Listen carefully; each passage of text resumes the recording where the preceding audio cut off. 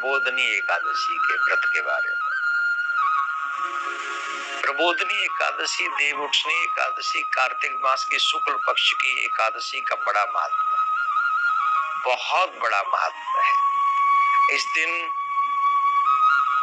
भगवान नारायण अपनी निद्रा का त्याग करते हैं, जो कि पिछले 4 महीनों से वो विश्राम कर रहे हैं।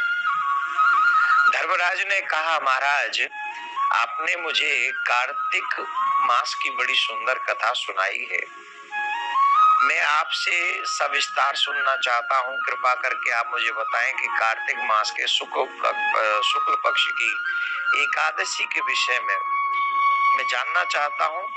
इस एकादशी का क्या नाम है, इस व्रत को कैसे किया जाता है, इसका विधान क्या है, इसकी विधि क्या है, व्रत करने से किस फल की प्राप्ति होती है।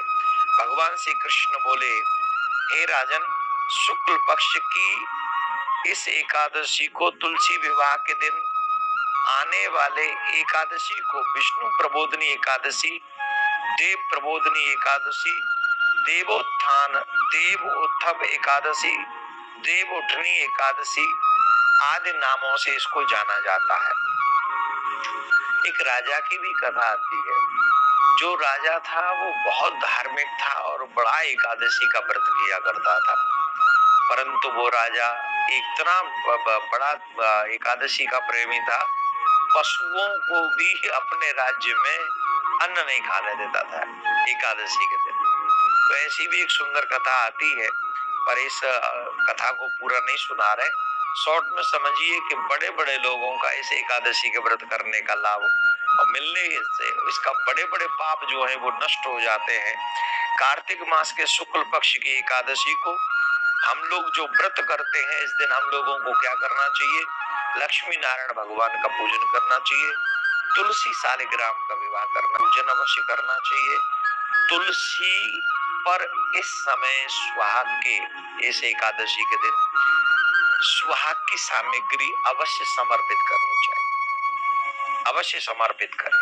सुहाग की टीका इत्यादि, चूड़ियां, लाल चुनरी अवश्य पहना, लाल चूड़ी हमें अवश्य, लाल चुनरी और चूड़ी अर्पित तुलसी महारानी को करना चाहिए। शालिग्राम को सुंदर सिंहासन अर्पण करना चाहिए। और इस दिन बहुत ही सुंदर योग बन रहे हैं, बहुत अद्भुत योग बन रहे हैं। देवउठनी एकादशी पर हर्षण योग, सर्वार्थ सिद्धि योग और रवि योग बन रहे हैं। ये तीनों योग बेहद शुभ हैं। इन योगों में किए गए काम या पूजा लोगों को प्रसन्नता प्रदान करती है, यानी इसमें किए हुए कार्य स्वयं सिद्ध हो जाते हैं।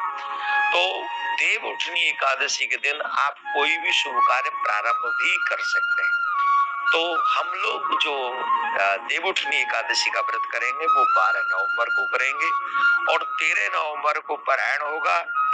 एकादशी पारायण सूर्योदय के पश्चात, सूर्योदय होगा 6:35 पर और व्रत पारायण होगा 6:35 से एकादशी का पारायण कर सकते हैं।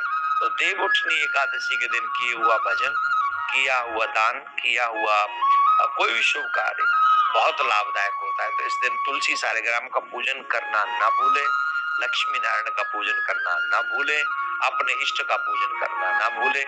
ये देवउठनी एकादशी आपके लिए मंगलमय हो। नारायण भगवान प्रियाकांजु सरकार प्रत्येक मनोकामना को पूर्ण करें। इसके बाद शुभ कार्य प्रारंभ हो जाएंगे, विवाह इत्यादि प्रारंभ हो जाएंगे। तो जिन जिन लोगों के परिवारों में विवाह है उन सब के लिए शुभ मंगल कामनाएं हैं कि आपके बच्चों का परिवार खूब अच्छे से बसे और उनका आने वाला भविष्य बहुत अच्छा